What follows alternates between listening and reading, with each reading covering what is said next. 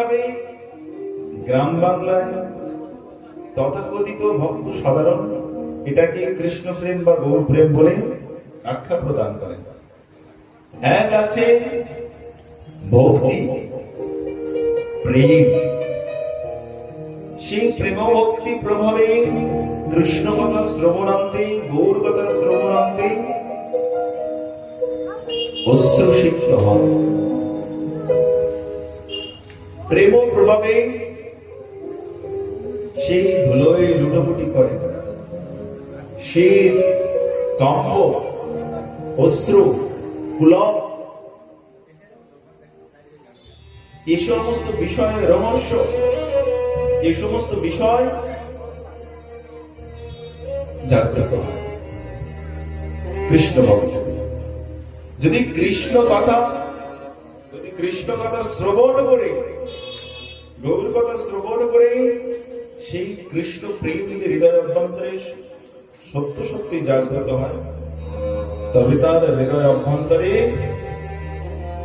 এই অষ্ট সাত্বিক কৃষ্ণ ভাবের বিকাশ তার ভিতরে আসে।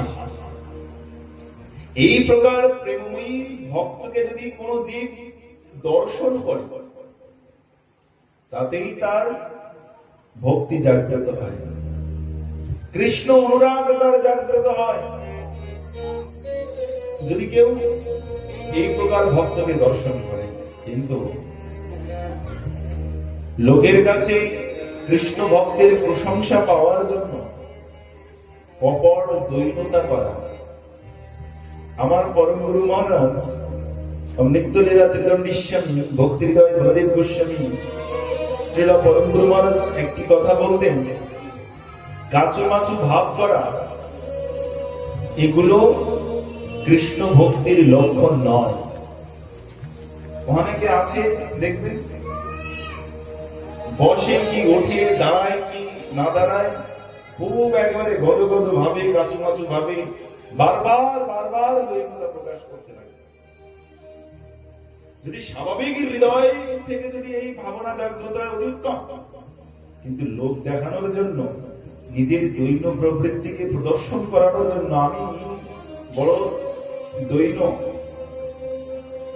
যুক্ত সাধু, এই বিষয়টি জগতের কাছে প্রকাশ করার জন্য যদি এই বিষয় করে, সেটা কপটতা, তার দ্বারা কৃষ্ণ ভক্তি জাগ্রত হয় না, কৃষ্ণ ভক্তি বহু দূর চলে যায়।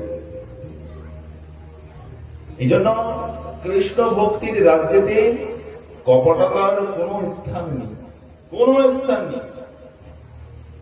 অন্যের কাছে বাহবা কুড়ানোর জন্য কিংবা নিজেকে ভক্ত শ্রেষ্ঠ উপাধিতে ভূষিত হওয়ার জন্য এই ভক্তির লক্ষণগুলোকে অনুকরণ করাটা কৃষ্ণ ভক্তির লক্ষণ নয়।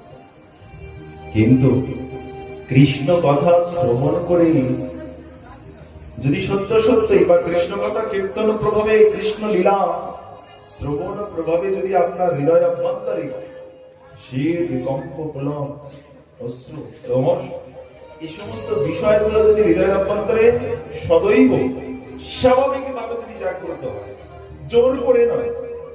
এই একটা কান্নার সময় এসেছে, এখন একটু কান্নাকাটি করে সবার মনটা একটু দ্রবিত করতে হবে। এই প্রকার অভিনয় বৃত্তিটা ভক্তি রাজ্যে স্থান পায় না। যদি আপনার ভিতরে আছে, অনেক লীলা আছে, কৃষ্ণ লীলার ভিতরে কৃষ্ণ ব্রজ ছেড়ে চলে যাচ্ছেন কোথায়? মথুরা মণ্ডলীতে। ব্রজবাসীরা বিরহকাতুরা হয়ে কৃষ্ণ হারার সেই ব্যথাকে উপলব্ধি করে, হৃদয় মর্ম যে ব্যথা তাদের হৃদয় অভ্যন্তরে উত্থিত হয়েছিল, সেই ব্যথা যদি আপনার হৃদয় অভ্যন্তরে না জাগে, শুধুই যদি কপটতা করে যদি সেই ব্রজবাসীদের ভাবটাকে গ্রহণ না করে ওই বিষয়ের অভিনয় গুলো করা, আমার ভিতরে কি ব্রজ প্রেম, কৃষ্ণ হারার কথা বলতে গিয়ে আর কথা বলতে পারছে না, এই অভিনয় করাটা বৈষ্ণব শাস্ত্রে বা বৈষ্ণব জগতে অত্যন্ত কলঙ্কিত একটা অধ্যায়। অত্যন্ত কলঙ্কিত একটা বিষয়। কিন্তু যদি কোনো কৃষ্ণ ভক্তের হৃদয়ে সত্য সত্য ইয়ে ভাব জাগ্রত হয়, সেই ভাবটাকে আপনার ভিতরে সেই ভাব নেই, কিন্তু ওই প্রকার কৃষ্ণ ভক্তের ওই বিশুদ্ধ প্রেমের লক্ষণ বা ভাবটা শ্বেত কম্পমূলা বস্তু যে বিষয় যদি আপনি দর্শনও করেন, কৃষ্ণ ভক্তি, কৃষ্ণ যে বিশুদ্ধ প্রেম একদিন না একদিন আপনার হৃদয়ে উদ্ভাসিত হবে। কৃষ্ণ প্রেম সাগরে নিমজ্জমান হতে পারবেন। কৃষ্ণ প্রেমময়, কৃষ্ণ ভক্তির ভিতরে সেই কৃষ্ণ প্রেমের লক্ষণ গুলো উদ্ভাসিত হয়।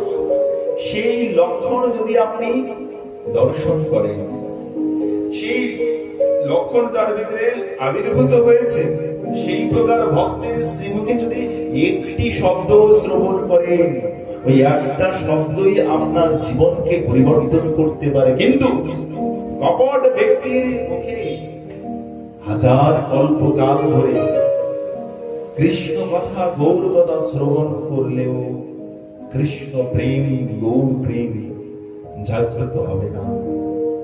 এটা মানতে হয়তো আমাদের হৃদয়ে কষ্ট হবে, কিন্তু পরম সত্য কথা।